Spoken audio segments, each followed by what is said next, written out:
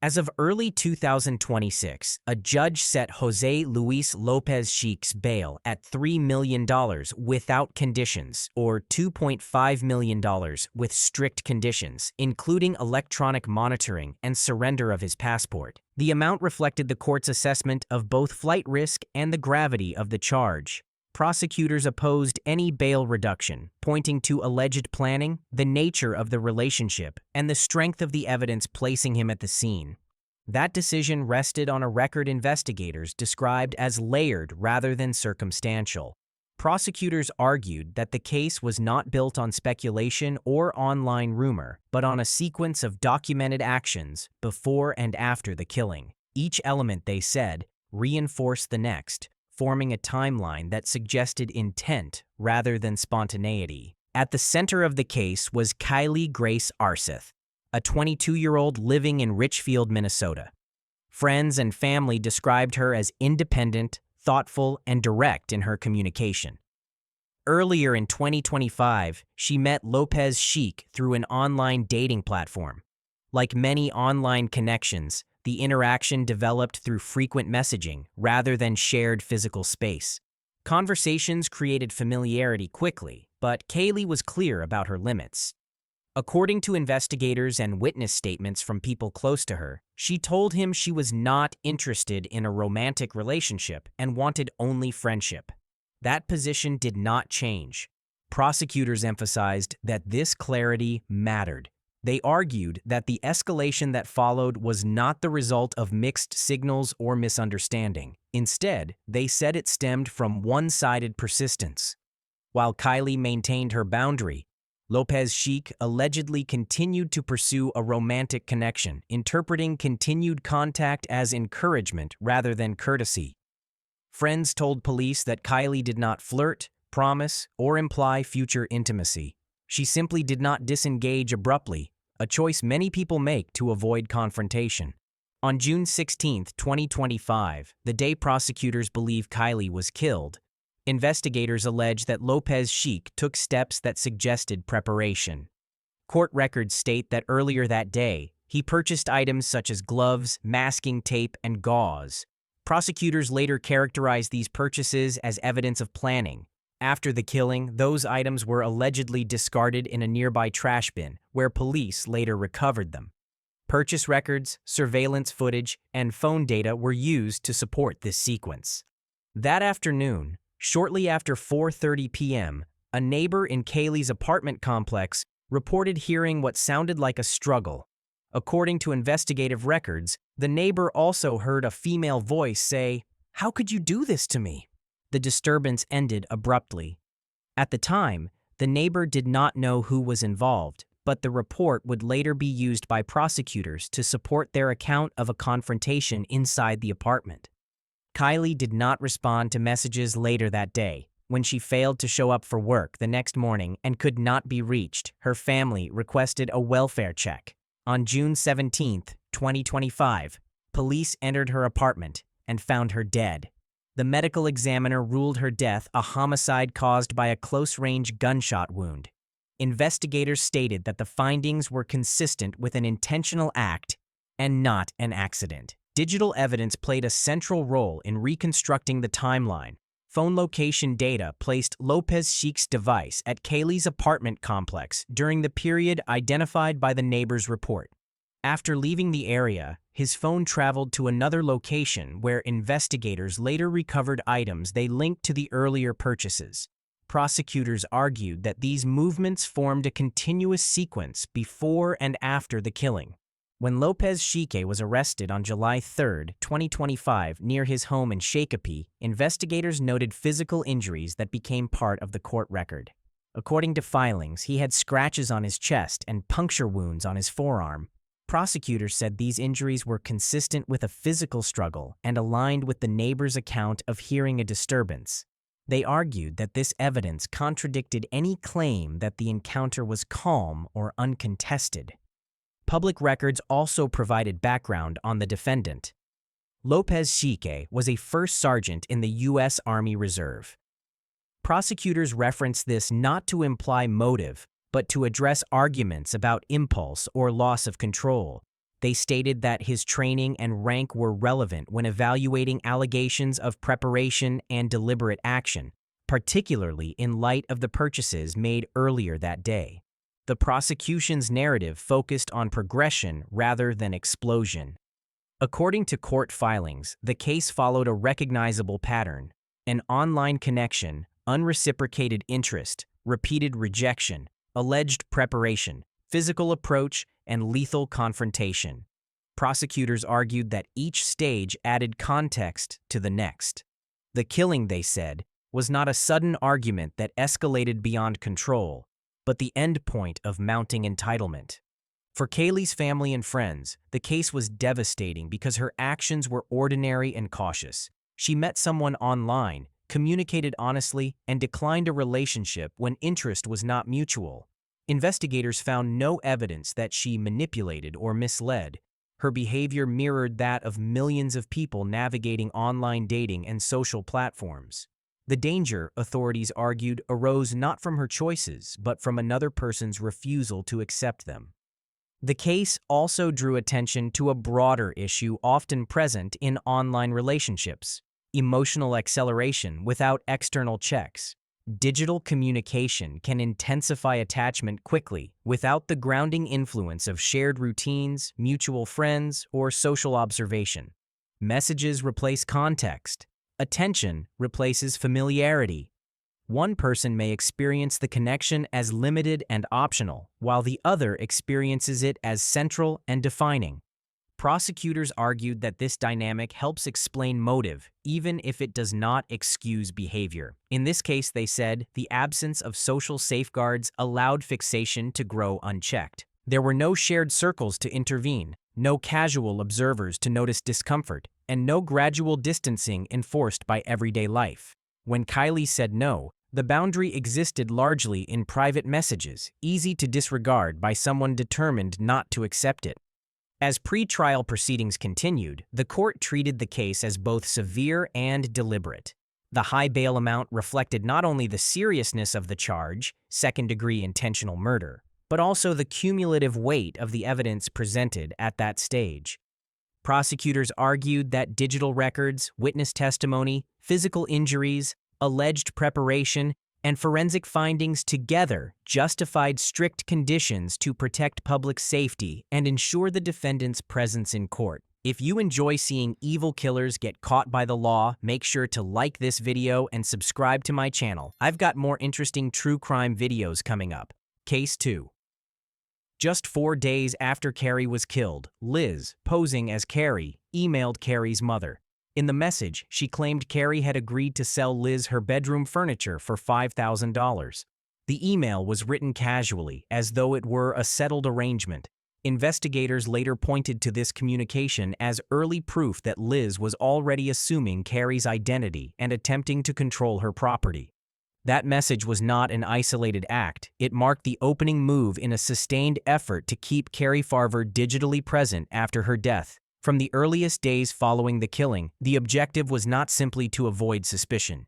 It was to maintain continuity. The email suggested that Carrie was still making decisions, still communicating, still alive, just temporarily distant. This illusion would be reinforced again and again over the next several years. In the fall of 2012, Dave Krupa was living in Omaha, Nebraska, working as a mechanic and using online dating platforms in a routine, unremarkable way. Through the dating site, Plenty of Fish, he connected with Carrie Farver, a 37-year-old mother who lived in nearby Bellevue and worked in manufacturing. Their communication escalated quickly. Messages were frequent and emotionally charged. According to later testimony, Carrie expressed strong expectations of exclusivity early on. Dave, realizing the pace and intensity exceeded what he wanted, attempted to slow the relationship and eventually pull away. On the evening of November 13, 2012, Dave drove Carrie to her home after spending time together. That drive became the last confirmed sighting of Carrie Farver alive. Later that night, she was attacked inside her home and killed. Her body was removed, leaving no immediate physical evidence of homicide and no clear indication to friends or family that a crime had occurred. What followed did not resemble a disappearance. Within days, Dave began receiving messages that appeared to come directly from Carrie. Texts arrived late at night. Emails followed during the day. The tone ranged from angry to accusatory to emotionally insistent. The messages referenced private conversations and shared moments, reinforcing the belief that Carrie was alive and choosing to continue contact. When Dave tried to disengage, the messages escalated. When he attempted to move on, the digital pressure returned. The communication expanded beyond Dave. Friends, co-workers, and women Dave later dated began receiving messages as well. Some were threatening, others were manipulative or personal. The messages adapted to circumstances, creating the impression of awareness and intent. Dave reported the harassment multiple times. Without a body, a confession, or clear proof of impersonation, law enforcement treated the situation as ongoing harassment rather than a homicide investigation. At the center of this activity was Liz Golyar, a woman Dave had dated briefly during the same period. Unlike Carrie, Liz lived in Omaha and had direct access to Dave's routines, contacts, and personal information. After Dave ended their relationship, Liz remained in contact under the appearance of friendship. Investigators later showed that she used multiple phones, email addresses, and online accounts to impersonate Carrie Farver and sustain the illusion that Carrie was still alive. Early warning signs existed, though they were not fully appreciated at the time. In addition to contacting Carrie's mother about furniture, Liz applied for Carrie's job just 2 days after Carrie was last seen. She also contacted Carrie's employer, telling them that someone named Shauna Golyar, Liz herself, would be replacing Carrie. These actions suggested continuity rather than absence, reinforcing the false narrative that Carrie had voluntarily stepped away from her life. Some of these details were condensed or repositioned in later retellings, but court records show they occurred almost immediately after the murder. As weeks turned into months, the impersonation intensified. Thousands of messages were sent over several years. Dave altered his routines, changed jobs, and avoided new relationships. The pressure did not come from physical proximity, but from persistence. Silence never lasted long. The interaction became unavoidable, creating a sense that responding was necessary simply to prevent escalation. This period illustrates how emotional dependency and psychological investment can overtake caution. The communication continued not because it was wanted, but because disengagement felt risky.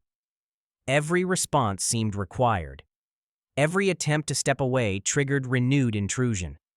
Over time, the relationship ceased to be a choice and became an imposed obligation. For Carrie's family, the situation was deeply confusing. Messages appeared to come from Carrie herself. Online activity suggested independence rather than danger. In a digital world where constant online presence is common, absence becomes harder to recognize when communication continues. The impersonation delayed urgency and blurred reality. The investigation remained fragmented for years. Contrary to later portrayals suggesting total bafflement, suspicion toward Liz Golyar accumulated gradually. Her actions repeatedly intersected with Carrie's absence through impersonation, property claims, employment contact, and later arson. The delay was not due to indifference, but to the absence of a body and the unprecedented scale of digital impersonation involved. A major turning point came as investigators revisited the case with improved digital forensic tools. Between 2015 and 2016, law enforcement undertook extensive analysis of electronic records. What is sometimes presented as a single breakthrough in documentaries was, in reality, a prolonged effort spanning several years. Investigators narrowed down tens of thousands of IP addresses, devices, and login records. Each dataset required elimination and cross-referencing. Progress was incremental rather than sudden. Messages attributed to Carrie consistently traced back to locations connected to Liz. Deleted files were recovered. Phone records showed overlapping activity across multiple devices. Photos found on Liz's devices placed her inside Carrie's vehicle and near locations tied to the disappearance. Blood evidence recovered from the car was later matched to Carrie, and a fingerprint confirmed her presence during an attack. Investigators also connected Liz to arson incidents. In 2013, Liz's Omaha home burned in a fire she claimed had been set by Carrie. While later narratives emphasized the fire as an attempt to frame Carrie, court records revealed an additional motive. At the time of the fire, Liz was facing eviction. Burning the property both supported her false accusation and resolved an immediate housing and financial crisis. Prosecutors argued this demonstrated calculated decision-making rather than panic. In December 2016, Liz Golyar was charged with first-degree murder in the death of Carrie Farver. During the 2017 trial, prosecutors reconstructed the events of November 13, 2012. They argued that Liz ambushed Carrie inside her home, fatally stabbed her, and disposed of her body in a rural area near Schuyler, Nebraska.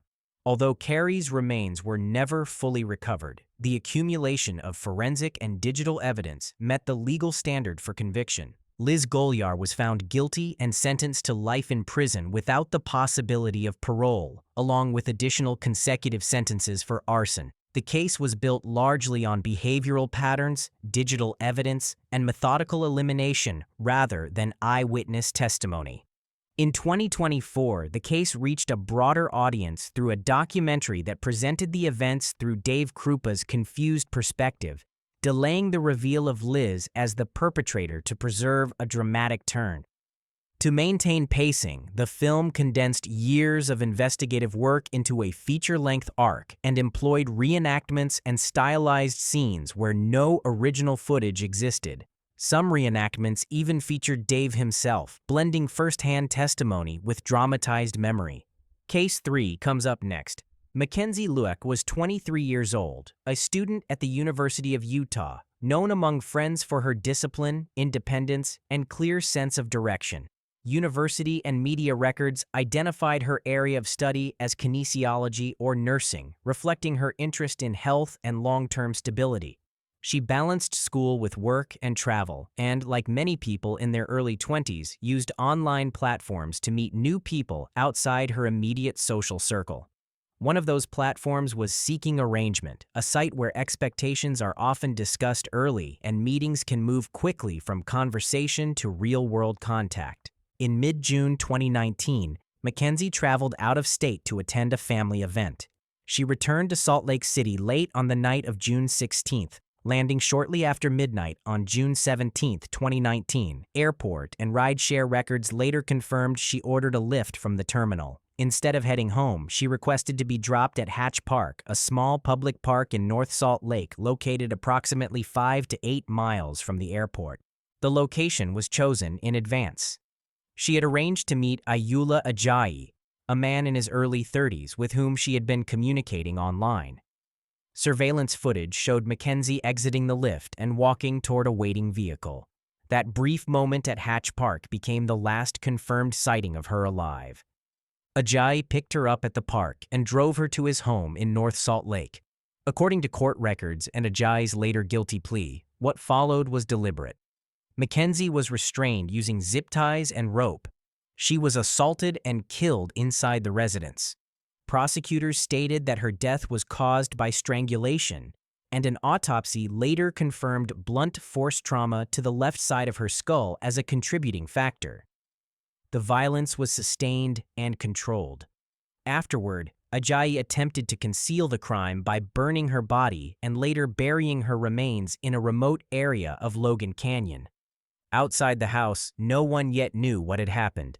By the morning of June 17th, McKenzie's silence had already raised concern.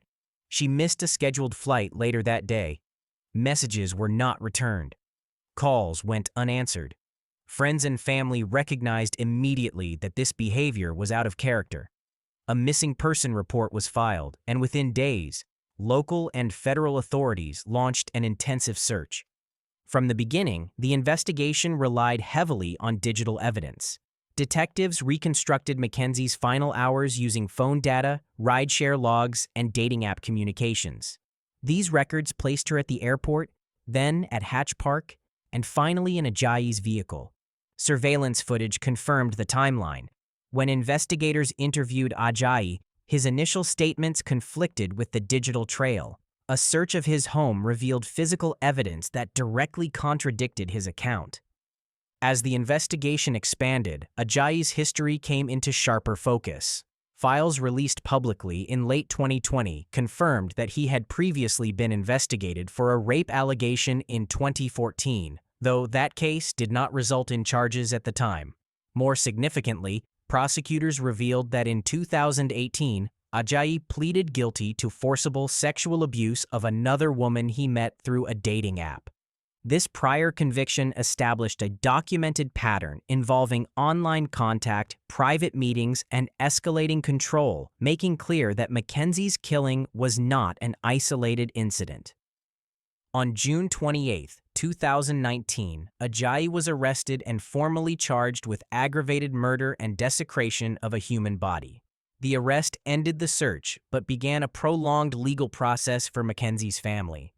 Prosecutors initially sought the death penalty, citing the planning involved, the manner of killing, and the steps taken to dispose of evidence. Over the next year, the case moved through hearings and negotiations as evidence was reviewed and legal options were weighed. In October 2020, Ajayi entered a guilty plea to aggravated murder and related charges as part of a plea agreement that removed the death penalty from consideration. During the plea hearing, prosecutors laid out the sequence of events in detail, emphasizing that the meeting had been arranged online and that McKenzie had been taken from a public location, Hatch Park, into a private setting where she could not leave or seek help. Ajayi admitted responsibility in open court. Later that month, he was sentenced to life in prison without the possibility of parole, ensuring he would never be released. If you found this video interesting so far, I would really appreciate it if you could take a moment to help my channel grow by liking the video and subscribing to my channel. Thanks for the support. Moving on to Case 4. Austin arrived at a Los Angeles County Sheriff's Station that day, covered in blood, telling deputies she had discovered Barac's body. She spoke with certainty and pointed investigators toward a single explanation, that the killer was Barac's boyfriend. In the first hours after a homicide, proximity and narrative matter, and the accusation immediately shaped the direction of the case. What investigators would later learn is that this opening account was not the beginning of clarity, but the start of a story that would steadily collapse under verification. Lannel Barac had been living in Palmdale, California in the spring of 2010, maintaining her job, friendships, and an ongoing romantic relationship. Weeks earlier, she had answered a Craigslist personal ad in the Women Seeking Women section. That ad connected her to LaRenee Austin. The connection moved quickly from online messages to phone calls and in-person meetings, forming a brief romantic involvement. As often happens with relationships that begin online, intimacy developed faster than context. By late May or early June 2010, Barac ended the relationship. According to testimony and reporting presented later, she was direct and unambiguous. She chose to remain with her boyfriend and did not want to continue a romantic connection with Austin. For Barac, the separation was clear. For Austin, investigators later argued it was not accepted. Evidence introduced at trial showed that contact did not end with the breakup. Messages continued.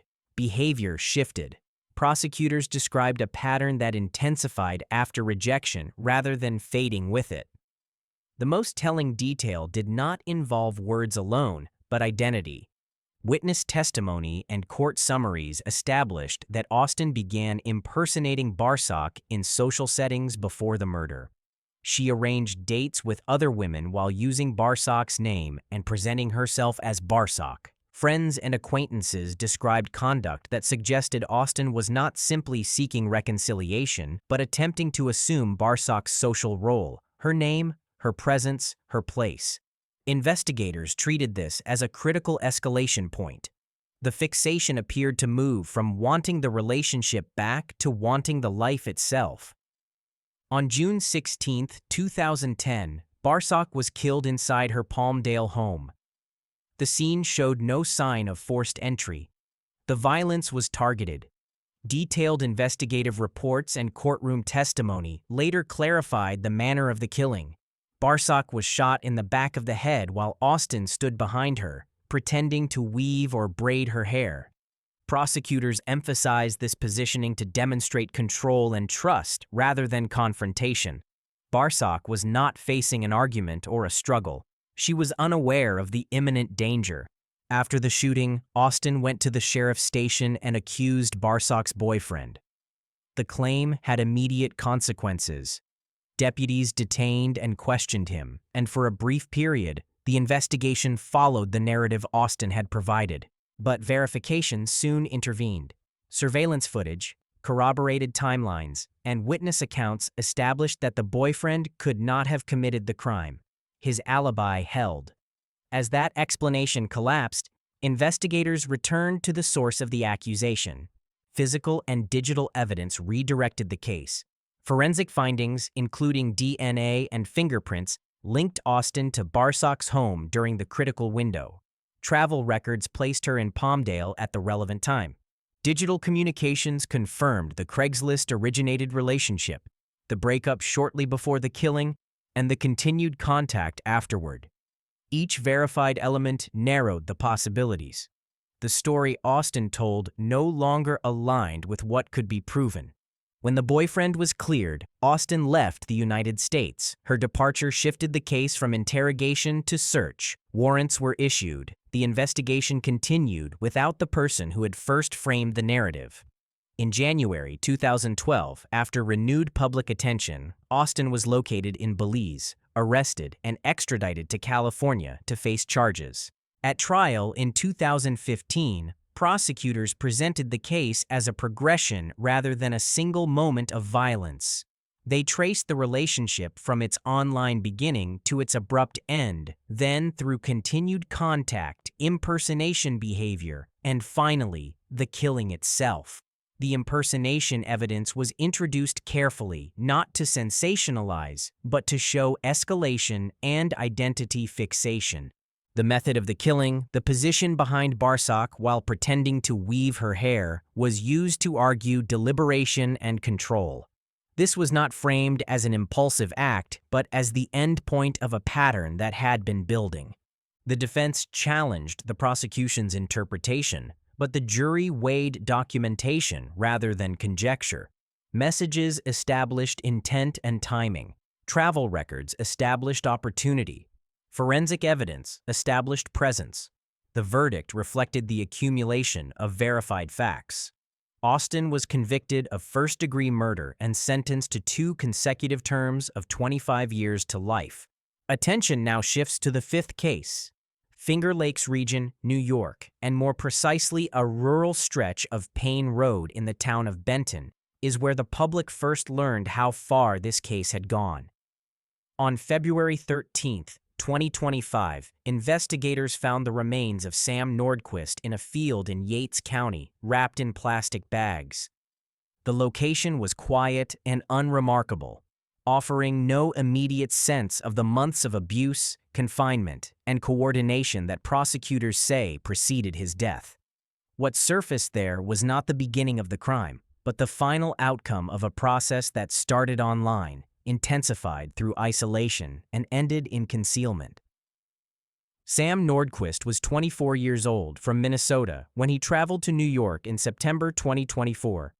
According to law enforcement records and court filings, Sam had formed a romantic relationship online with a woman known as Precious Arzuaga. Authorities have consistently described her as an online girlfriend, though no official source has identified the specific platform where the relationship began. The precise app is secondary to the pattern itself: extended digital communication, emotional affirmation, and a growing sense of trust strong enough for Sam to leave his home state and support network behind. For several months after arriving in New York, Sam remained in contact with family. There was no immediate indication of danger. That changed after the new year. Court records and family statements confirm that January 1, 2025, was the final phone call Sam had with his family. After that conversation, communication stopped entirely. Messages were unanswered. Calls went unreturned. The silence was sudden rather than gradual, and it alarmed those who knew him best. As days passed without explanation, concern escalated. On February 9, 2025, it was Sam's mother, Linda Nordquist, who initiated a wellness check after the family lost contact. That request formally brought law enforcement into the situation. 4 days later, the search ended in Benton when Sam's remains were discovered. Investigators later confirmed that his body had been moved and deliberately concealed rather than left at the primary location where the abuse allegedly occurred. Subsequent court proceedings revealed that the abuse was not spontaneous. Prosecutors allege that Sam endured prolonged physical and psychological abuse between December 2024 and early February 2025. According to indictments and sworn statements, the abuse primarily took place in room 22 of Patty's Lodge, a motel in Hopewell, New York. That room became central to the case, a confined setting where Sam was isolated from friends and family and where his independence steadily narrowed. As investigators pieced together timelines and witness accounts, the scope of the case widened. A total of 7 individuals were eventually indicted in connection with Sam's death. However, court records clarify that not all defendants were initially charged with first-degree murder. The case began with second-degree murder charges against 5 suspects. In March 2025, after a grand jury presentation, those charges were upgraded to first-degree murder, reflecting prosecutors' assessment of intent, duration, and severity of the alleged conduct. Among the defendants are Precious Arzuaga and her 21-year-old son, Thomas Eves. The prosecution's theory centers on a group dynamic rather than a single perpetrator acting alone. Investigators described coordinated behavior involving multiple adults, with each defendant allegedly playing a role in the abuse, confinement, or aftermath. One defendant, Jennifer Quijano, appeared in early reporting under a different name. Court records later clarified that she was the individual known within the group as Brooklyn. That clarification proved important as prosecutors reconstructed identities, communications, and responsibilities. One of the most disturbing elements introduced during court proceedings involved children. Prosecutors allege that Arzuaga coerced 2 minors, ages 7 and 12, to participate in acts of abuse against Sam. Officials emphasized that these allegations were presented to illustrate the extent of control exercised within the environment, including over vulnerable individuals, rather than to inflame public reaction. The alleged involvement of children reinforced the prosecution's argument that Sam was held in conditions where resistance and escape were systematically stripped away. After Sam's death, prosecutors allege that the group worked together to conceal what had occurred. According to indictments, every defendant except Thomas Eves faces an additional charge of concealment of a human corpse. The concealment charge reflects not only the movement of the body, but the collective effort to hide the crime and delay discovery. Public discussion of the case included questions about whether Sam was targeted because of his gender identity. Law enforcement officials addressed this directly. As of 2025, the killing was not classified as a hate crime under New York law. Authorities stated that the defendants knew Sam personally and that some individuals charged identified as LGBTQ+. This determination did not reduce the seriousness of the allegations. Instead, it framed the case as one rooted in control, confinement, and abuse rather than ideological bias. Digital evidence has played a significant role in shaping the prosecution. Investigators relied on communication records, timelines, witness statements, and location data to establish when Sam arrived in New York, when contact stopped, where the abuse occurred, and how his body was concealed. The picture that emerged was not one of sudden escalation, but of gradual restriction. Silence, in this context, was not calm. It was containment. As of late 2025, the case remains in the pre-trial phase. Court proceedings during that period focused on evidentiary issues rather than verdicts. Huntley hearings were concluded toward the end of the year to determine the admissibility of statements made by the defendants to police. These hearings examined whether interviews and statements were obtained lawfully and without coercion, a process that will shape what jurors are allowed to hear once trials begin.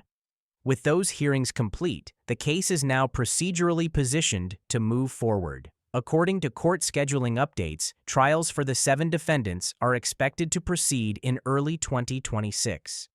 At this stage, no guilt has been adjudicated and all defendants retain the presumption of innocence. As the case progressed through the courts, we now move to Case 6. The search for Drayton quickly crossed state lines. On July 24, 2018, he was arrested in Hollywood, Florida, after a woman reported being attacked in her apartment there. With his arrest, the immediate threat stopped, but the case took another disturbing turn. When taken into custody, Danweel Drayton made claims that shocked investigators. He told police he had killed multiple people, at one point suggesting as many as 7. Law enforcement later stated that many of these claims were unverified and dismissed as unreliable. But the statements added urgency and complexity to an investigation that now stretched across states and weeks. Officers focused on separating provable facts from noise, reconstructing a timeline grounded in evidence rather than confession. That timeline led back to New York and to Samantha Stewart. Stewart was 29 years old, a registered nurse living in Queens. Friends described her as disciplined and careful, someone whose life revolved around demanding hospital shifts and clear routines. In July 2018, she matched with Drayton on Tinder. The interaction looked ordinary. Messages exchanged, familiarity built, a first date planned. Online dating had long since normalized meeting strangers this way, and nothing about the match suggested danger. On July 16, 2018, Stewart and Drayton met in person for their first date. It did not begin behind closed doors. They went out together first, spending time in public before returning to her apartment later that night. That sequence matters. It reflects how trust often forms today, step by step, quickly enough to feel earned. Digital familiarity translated into real-world comfort. There was no visible rupture. No moment that would have signaled what was coming next. What happened after they returned to her home occurred privately. According to investigators, Stewart was killed during that encounter. Prosecutors later alleged that sexual activity occurred after her death, leading to charges of sexual misconduct and sexual conduct with a dead body, rather than a conventional rape charge involving a living victim. The distinction is legal and clinical, but the reality is stark. Stewart's body was discovered on July 17, 2018, the day after the date. When she failed to report to work and could not be reached, concern escalated quickly. Police were notified. The abrupt break in her routine stood out. By the time investigators began piecing together the sequence of events, Drayton had already left Queens. As detectives widened their scope, they connected Drayton to an earlier sexual assault in Brooklyn. On June 17, 2018, nearly a month before Stewart's death, a woman reported being raped in the Sunset Park, Gowanus area after encountering a man later identified as Drayton. That Brooklyn case became the most prominent secondary New York assault linked to him. While investigators examined additional claims across other boroughs, the Brooklyn incident remained the clearest, verified connection preceding the homicide. Following years of legal delays and extradition proceedings from California, Drayton was sentenced in July 2024 to 12.5 years to life in prison for the 2018 murder of Samantha Stewart, as announced by the Queens District Attorney's Office. Case 7.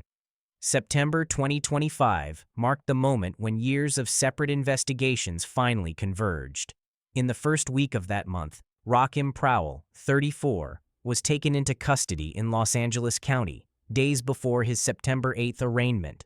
Prosecutors announced that he had been charged with 2 counts of murder, 1 count of attempted murder, and multiple felony counts of robbery, carjacking, and burglary. The charges connected crimes that stretched back nearly 4 years and shared a single point of origin: meetings arranged through the dating app Grindr. The case did not unfold as a single burst of violence. Instead, authorities allege it developed slowly and quietly, with long gaps between incidents. Each encounter began the same way: an online conversation, a sense of familiarity, a decision to meet in person. According to prosecutors, that transition, from digital space to physical presence, was the moment when control shifted and danger emerged. The earliest alleged crime occurred in July 2021. Miguel Angel King, 51, met Prowell through Grindr after exchanging messages. The meeting appeared routine. There was no public sign of distress or warning beforehand. Sometime after the encounter, King was killed. His remains were later discovered in the Angeles National Forest, far from where investigators believe the meeting began. At the time, there was no clear suspect and no public indication that the encounter had originated online. Without witnesses or an obvious trail, the case stalled. For nearly 2 years, King's death remained unresolved. Then, in August 2023, another man vanished under circumstances that would later appear strikingly similar. Robert Gutierrez, 53, arranged to meet Prowell after communicating with him on Grindr, according to later court documents. Gutierrez disappeared shortly after that meeting was scheduled. Unlike the 2021 case, no body was found. His disappearance was initially treated as a missing person case, with limited physical evidence and no immediate suspect. At the time, there was no clear reason to connect the two cases. The victims did not know each other. The incidents were separated by years. The online nature of the meetings was not yet fully understood by investigators. Each case existed in isolation, allowing the alleged pattern to remain hidden. Everything changed in February 2025. A man identified in some court documents as Jordan Andrews met Prowell through Grindr and agreed to see him in person. This encounter followed the same initial steps as the others: online communication, a planned meeting, and the assumption of safety. But this time, the victim survived. According to prosecutors, Andrews was bound and beaten with a baseball bat during the attack. When he attempted to escape, authorities allege that he was struck by a vehicle, resulting in a broken leg. Despite the severity of his injuries, Andrews managed to survive and report the assault to police. His account provided investigators with something they had not had before: a first-hand description of how an online interaction transitioned into real-world violence. That report triggered a broader investigation. Detectives began reviewing unsolved cases with similar elements. They re-examined timelines, digital records, and prior evidence from 2021 and 2023. As those reviews progressed, similarities became harder to ignore. Prosecutors later confirmed that Grindr was the platform used in all 3 encounters. Early media reports had referred to an unnamed dating app, but subsequent investigation clarified the specific platform involved. As authorities moved forward, they also uncovered new physical evidence. When Prowell was arrested in early September 2025, investigators searched his residence. Inside his garage, they found Robert Gutierrez's vehicle. That discovery transformed Gutierrez's case from a disappearance into a homicide charge. To date, Gutierrez's remains have still not been recovered, a fact prosecutors have acknowledged in court filings. Despite that, they argue that the evidence supports a murder charge. The discovery of the vehicle also helped investigators link the cases together. What once appeared as separate incidents now formed a sequence. Online contact led to private meetings. Those meetings led to violence, and only when one victim survived did the pattern become visible. Another layer of context emerged as prosecutors reviewed Prowell's background. Between 2019 and 2021, he had been linked to a series of high-profile burglaries in Beverly Hills. In those crimes, authorities said he used a lifelike prosthetic mask to make himself appear as a white man. The disguise allowed him to enter affluent neighborhoods without attracting attention. He was later convicted in connection with those burglaries and was on probation at the time of the alleged later offenses. Prosecutors have pointed to this history as evidence of deliberate deception. In court filings, they argue that the use of prosthetic masks and the use of curated online profiles served a similar purpose, controlling perception. In both situations, they say, Prowell allegedly presented a version of himself designed to lower suspicion until he had physical access to others. The additional charges of robbery, carjacking, and burglary stem from allegations that property was taken during or after the attacks. Investigators have emphasized that the case is not about random violence. Instead, they describe a method built on access, isolation, and speed, where trust is established quickly and withdrawn violently. Moving on to the 8th case. Ingrid Lyne spent her professional life saving others, but in April 2016, she could not save herself. Ingrid was 40 years old, a registered nurse at Swedish Medical Center in Seattle, and a mother of 3 living in Renton, Washington. Her work required precision, vigilance, and calm under pressure. At home, her life revolved around routines, school schedules, meals, work shifts, and the careful structure that keeps a family steady. She was known for being dependable and cautious, someone who did not take unnecessary risks. What happened to her did not begin with recklessness or chaos. It began with something that felt entirely normal. Like many adults balancing demanding careers and parenting, Ingrid turned to online dating as a way to meet someone new. The platform offered efficiency and control, conversation before commitment, and familiarity before meeting. In early 2016, she connected with John Robert Charlton. Messages were exchanged. Conversations deepened. Over time, the connection moved offline. To friends and family, nothing about the relationship raised immediate concern. Ingrid did not appear swept away or impulsive. She was careful, especially where her children were concerned. The relationship unfolded quietly, largely outside the view of others, shaped by private communication and limited in-person meetings. On the evening of April 8, 2016, Ingrid was last seen alive. That night, she attended a Seattle Mariners game, an ordinary outing that fit seamlessly into her routine. There was nothing unusual about her plans, nothing that suggested danger. After that evening, her communication stopped. Messages went unanswered. Calls were not returned. When Ingrid failed to appear where she was expected, concern escalated quickly. Silence was not normal for her.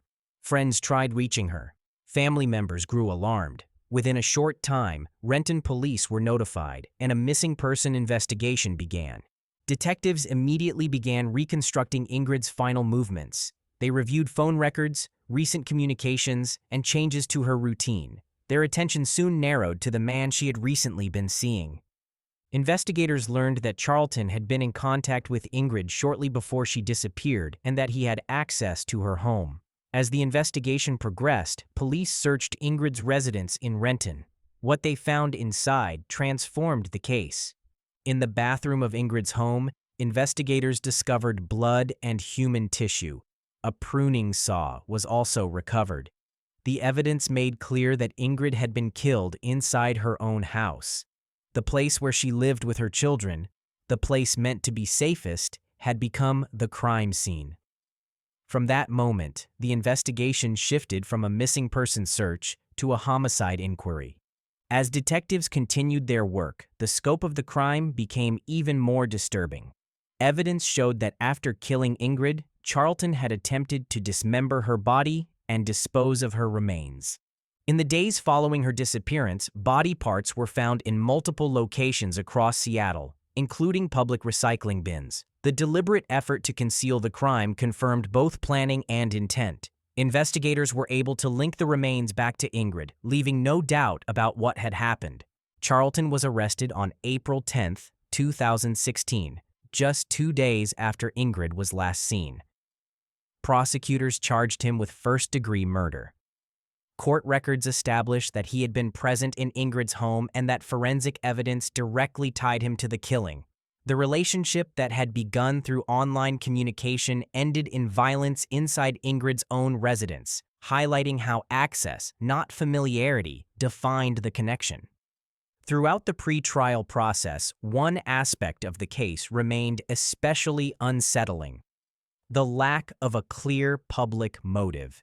There was no documented history of escalating conflict, no record of threats, and no obvious trigger presented in court. Ingrid did not appear to be in a volatile relationship. The violence seemed sudden, catastrophic, and unpredictable. That absence of explanation made the case harder to process, both for investigators and for the public. In October 2017, Charlton pleaded guilty to first-degree murder. The plea spared Ingrid's family from a lengthy trial and from hearing graphic details presented in open court. He was sentenced to 27 years and 9 months in prison. The legal process ended quietly, without prolonged public spectacle. But for Ingrid's family, especially her children, the consequences were permanent. We now turn our focus to Case 9. As the search expanded, law enforcement identified Trail and Boswell as persons of interest. Surveillance footage, cell phone pings, and witness statements placed Sydney in contact with them on the night she vanished. Interviews revealed inconsistencies in their accounts. Their explanations shifted. Small details failed to align. What initially appeared as a casual meeting began to take on a darker shape. Those early investigative moments marked a critical turn. Friends had already been searching on their own, retracing steps, checking social media activity, and reviewing the last messages Sydney Loofe sent before she went silent. Now, law enforcement began doing the same, but with access to tools that could reconstruct timelines in detail. Cell phone records showed movement patterns. Dating app messages established contact. Surveillance cameras filled in the gaps between locations. Piece by piece, the night of November 15, 2017, came into focus. Sydney had been 24 years old, living in Lincoln, Nebraska, and working at a local hardware store. She was known as outgoing and responsible. Online dating was not unusual for her. Friends later told investigators that she had used dating apps before and approached them with caution. The messages she exchanged in the days leading up to her disappearance did not suggest panic or concern.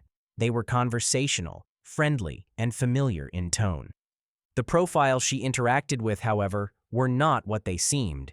Investigators discovered that the Tinder account Sydney communicated with belonged to Bailey Boswell, who had created a false online identity. Boswell did not act alone. Her partner, Aubrey Trail, was closely involved in the communication and planning of the meeting. Together, they curated an online presence designed to feel safe, open, and inviting. On the night Sydney disappeared, she told friends she was going on a date. She shared photos of her outfit and gave a general sense of where she would be.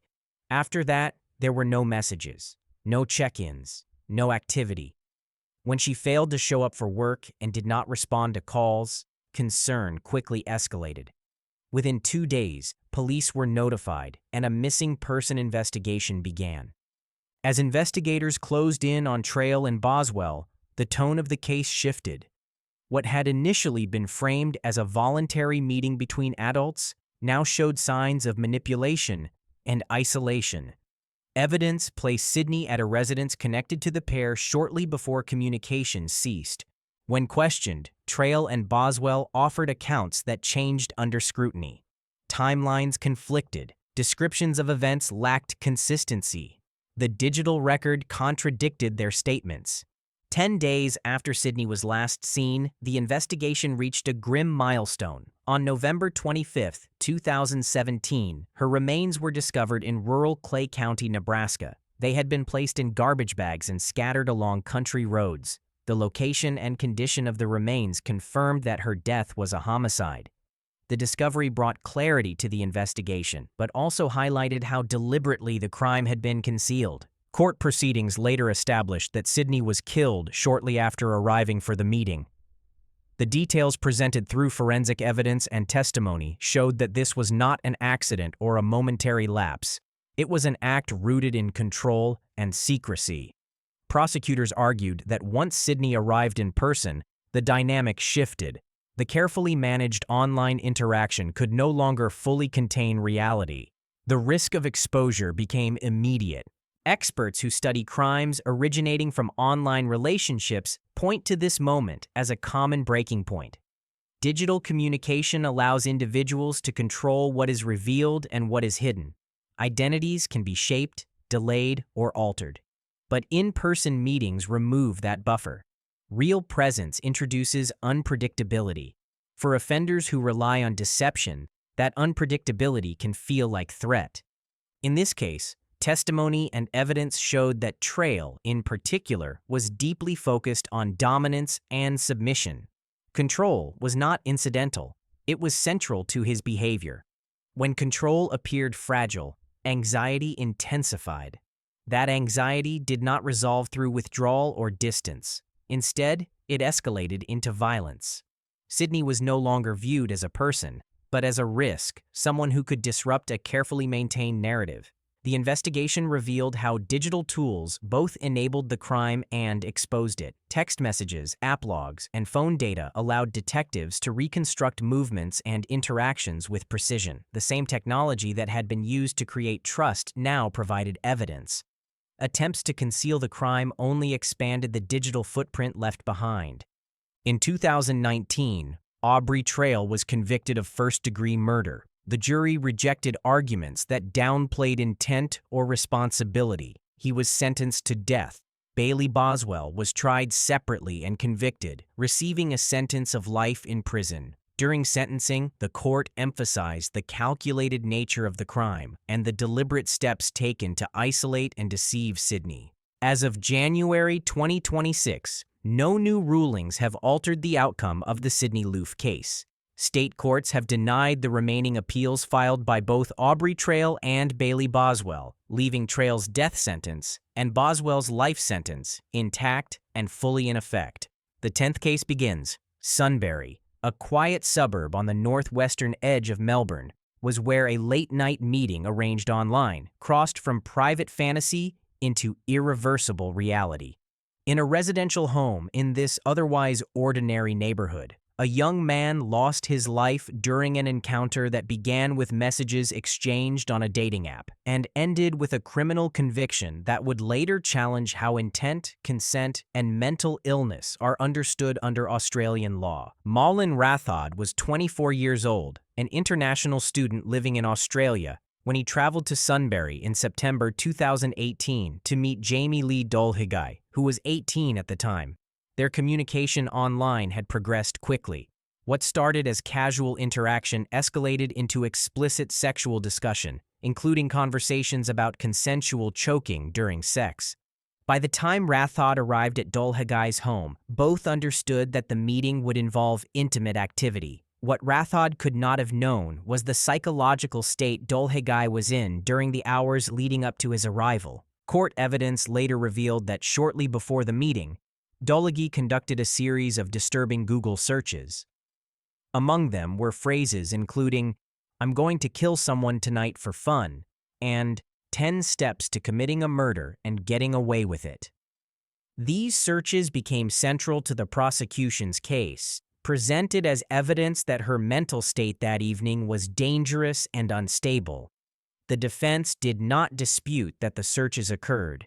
Instead, they argued that the searches reflected intrusive thoughts and fantasies connected to a severe personality disorder, not a fixed or rational plan to commit murder.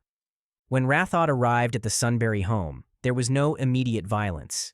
According to evidence accepted by the jury, the two engaged in consensual sexual activity, including what was described in court as choke play. This detail was critical. The defense emphasized consent at the beginning of the encounter, while the prosecution focused on how that consent was later withdrawn and ignored. The line between consensual behavior and criminal violence became the central fault line of the trial. During the encounter, Rathod signaled distress. Evidence showed he attempted to tap out, a commonly understood signal used to withdraw consent during physically restrictive sexual activity. He struggled and attempted to stop what was happening. Despite this, Dolhegi continued to apply pressure to his neck. Medical experts later testified that the pressure caused fatal strangulation. Crucially, the evidence showed that the force continued even after Rathod lost consciousness and his body went limp. He died in the bedroom without intervention during an act that had crossed decisively beyond consent. Emergency services were later contacted, and police quickly focused their investigation on the circumstances inside the house. Forensic findings confirmed death by strangulation. There was no evidence of defensive injuries on Dolhegi and no suggestion that Rathod had initiated violence. The physical evidence was consistent with sustained neck compression. Digital records, including the earlier Google searches, were recovered and became part of the prosecution brief. As the case moved to trial in Victoria, the legal question narrowed. There was no dispute that Dolhegi caused Rathod's death. The issue was whether she possessed the mental capacity to form the intent required for a murder conviction. Prosecutors argued that the continuation of force after Rathod became unresponsive, combined with the explicit searches conducted beforehand, demonstrated intent. In many homicide cases, those factors would strongly support a murder verdict. The defense advanced a different explanation, supported by psychiatric expert testimony. Specialists told the court that Dolhegi suffered from a severe personality disorder and was in an acutely disturbed mental state at the time of the killing. According to that evidence, her condition significantly impaired her ability to regulate impulses, process consequences, and form sustained intent. The defense did not argue that the death was accidental. Instead, they argued that Dolhegi's mental condition meant she was incapable, at that moment, of forming the specific murderous intent required by law. In December 2019, after weighing the evidence, the jury found Dolhegi guilty of manslaughter rather than murder. The verdict did not suggest that Rathod's death was unforeseeable or unavoidable. It reflected the jury's acceptance that, due to her severe psychological disturbance, Dolhegi was unable to form murderous intent in the legal sense, even though her actions were unlawful and fatal. In October 2020, she was sentenced to 9 years in prison. Focus turns to the 11th case. The motive in Marta Calvo's case was not rage, jealousy, or a single explosive moment. It was patterned control, built around private encounters, drug use, and isolation.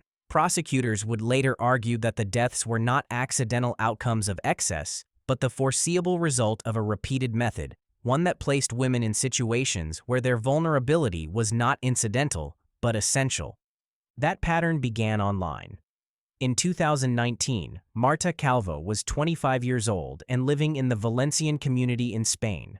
Like many people her age, she used online dating platforms as a normal way to meet potential partners. On November 7, 2019, she arranged to meet a man she had connected with digitally, Jorge Ignacio Palma. The meeting was private. There was no public venue, no third party, no shared social circle. The interaction moved quickly from messages to physical proximity, compressing trust into a narrow window. Marta told friends where she was going. Nothing suggested fear. Nothing suggested urgency. The meeting was expected to be brief. She never returned. When Marta failed to come home that night, concern escalated rapidly. Her family reported her missing within hours. Police began reconstructing her last movements using phone data, digital messages, and location records. The trail led to an apartment in the town of Manuel, where Palma lived. Marta's phone stopped transmitting shortly after her arrival. There were no confirmed sightings after that point. From the beginning, the investigation faced the limits of digitally arranged encounters. Online communication creates access, but not accountability. Once the messages stopped, there were no witnesses to consult, no public timeline to retrace. Investigators launched searches across the region, treating the case as a high-risk disappearance. Weeks passed with no physical evidence. On December 4, 2019, nearly a month after Marta vanished, Palma walked into a police station in Valencia and surrendered. His statement immediately reframed the case. He claimed Marta had died accidentally during a sexual encounter involving drugs, specifically cocaine. According to his account, she suffered a fatal reaction. But the motive prosecutors would later identify did not rest on that claim. Palma admitted that after Marta's death, he dismembered her body and disposed of the remains across multiple locations. He described scattering body parts in trash containers and other sites to prevent discovery. Spanish authorities launched extensive searches, including landfill excavations and water searches. Despite these efforts, Marta Calvo's full remains were never recovered. That decision, to destroy the body and erase physical evidence, became central. Prosecutors argued it was not panic, but intent, not confusion, but calculation. And as the investigation widened, it became clear that Marta's case was not isolated. Police uncovered evidence linking Palma to a repeated pattern involving other women he had met through online platforms. Survivors came forward with similar accounts: private meetings, sexual encounters involving cocaine, loss of consciousness, and medical emergencies. Several women described being encouraged to consume excessive amounts of drugs. In some cases, they survived only because intervention came in time. Authorities connected Palma to the earlier deaths of Arlene Ramos and Lady Marcela Vargas, both of whom died in 2019 following encounters with him under nearly identical circumstances. The pattern was no longer circumstantial. It was consistent, documented, and supported by testimony. The motive, prosecutors argued, was rooted in control through vulnerability. Palma repeatedly placed women in situations where he dictated the environment, the substances involved, and the absence of witnesses. The use of drugs was not incidental. It was a mechanism that reduced resistance, delayed response, and increased risk. Marta Calvo's case stood out because of what happened afterward. Even if drugs played a role in her death, prosecutors emphasized that Palma's actions, failing to seek medical help, dismembering her body, and disposing of the remains, demonstrated full criminal responsibility. These were not the actions of someone seeking help. They were the actions of someone eliminating evidence. The case moved to trial amid intense public scrutiny in Spain. Marta's disappearance had already ignited national conversations about online dating safety, drug-facilitated sexual encounters, and the risks of private meetings arranged digitally. In court, jurors heard testimony from forensic experts, investigators, and surviving victims. They reviewed digital records, medical findings, and Palma's own statements. In July 2022, a jury found Palma guilty of the murders of Marta Calvo, Arlene Ramos, and Lady Marcela Vargas, as well as attempted murder and sexual assault of 6 other women. The verdict confirmed that the crimes were not isolated incidents, but part of a repeated method. Sentencing unfolded in stages. In September 2022, the Valencia Provincial Court issued its initial sentence. Prosecutors sought reviewable permanent prison, Spain's most severe penalty. The court declined at that stage, citing the absence of prior convictions, and instead imposed a combined sentence of 159 years and 11 months in prison for multiple murders and related offenses. The legal process continued. In September 2024, the Spanish Supreme Court overturned that sentencing framework. The court formally imposed reviewable permanent prison, ruling that Palma qualified legally as a serial killer. The justices clarified that repetition, continuity, and method, not the timing of convictions, defined serial homicide under Spanish law.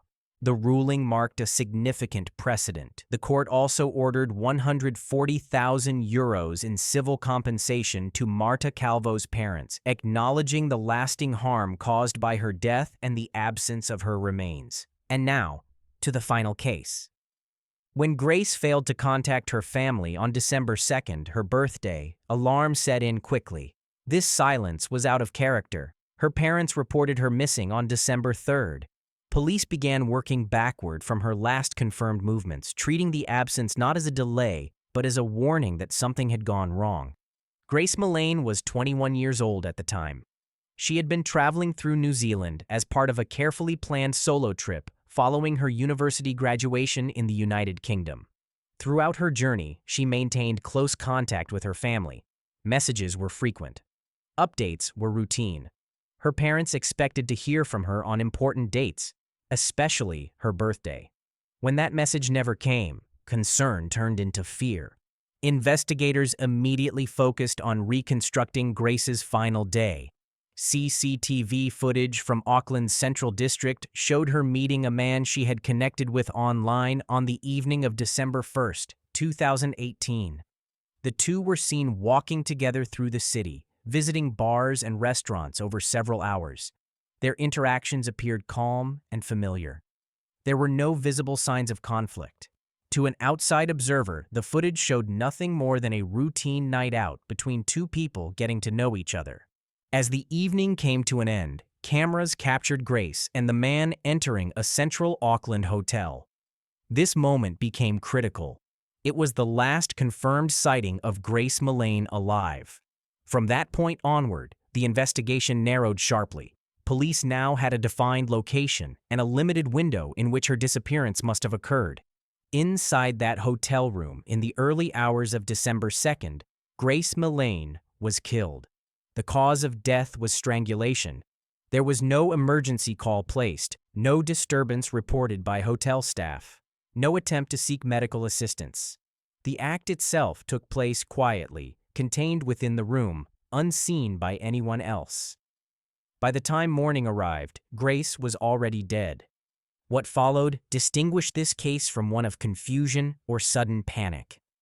After Grace died, the man she had met did not contact authorities. He did not alert hotel staff. He did not report an accident. Instead, he remained in the hotel room with her body for hours. Time passed. The opportunity to seek help was repeatedly present and repeatedly ignored. Later that same day, he resumed normal social activity. Using the same dating app, he arranged another date. He met a different woman in public, went out with her, and eventually returned with her to the same hotel room. At that time, Grace's body was still inside, concealed from view. This behavior was later presented in court not to sensationalize events, but to demonstrate awareness and control. The violence had already occurred. What followed was not panic, but continuation. Over the next 2 days, deliberate steps were taken to prevent discovery. A suitcase was purchased. Grace's body was placed inside it and transported out of Auckland. She was buried in a remote area of bushland outside the city. These actions required planning, time, and effort. They were not impulsive reactions. Each step increased the distance between the crime and accountability. Digital evidence became central to the investigation. Messages were sent from Grace's phone after her death, creating the appearance that she was still alive and traveling. This delayed immediate concern and bought time. However, Grace's phone was never recovered. Police later concluded it had been disposed of in a public bin and lost to a landfill. In the absence of the device itself, investigators relied on network data, CCTV footage, financial transactions, hotel records, and digital activity from other devices to reconstruct the timeline. By the time Grace's parents filed the missing person report on December 3rd, police already had a narrowing focus. CCTV footage identified the last person seen with her. Hotel records confirmed room occupancy. Payment data placed movements. Within days, investigators had identified a suspect and built a coherent timeline of events. The man was arrested on December 8, 2018. He was later identified as Jesse Shane Kempson. During questioning and later during trial, Kempson claimed that Grace's death occurred accidentally during consensual sexual activity. This argument became widely known as the rough sex defense. It suggested that there was no intent to kill, only a tragic outcome followed by panic and poor decisions. That claim was examined closely in court. Prosecutors presented forensic evidence related to the cause of death, including the mechanics of strangulation and the time required for fatal injury to occur. They also presented the timeline of Kempson's actions after Grace died, the hours spent in the hotel room, the second date, the movement and burial of her body, the use of her phone, and the effort to conceal evidence. The jury was asked to consider not just how Grace died, but what happened next. In November 2019, after a high-profile trial in the New Zealand High Court, the jury returned a unanimous verdict of guilty for murder. The defense argument was rejected in full. The court made clear that strangulation to the point of death cannot fall within any legal definition of consent. Consent cannot extend to serious bodily harm, let alone fatal injury. This aspect of the verdict was widely recognized as a landmark moment, reinforcing a clear legal boundary that had often been contested in similar cases internationally. Kempson was sentenced to life imprisonment with a minimum non-parole period of 17 years. The sentence reflected not only the act itself, but the sustained pattern of behavior that followed it. The court emphasized that the decisions made after Grace's death demonstrated intent, awareness, and deliberate avoidance of responsibility. If you enjoyed watching this true crime documentary, please like the video and subscribe to my channel. Thanks for watching.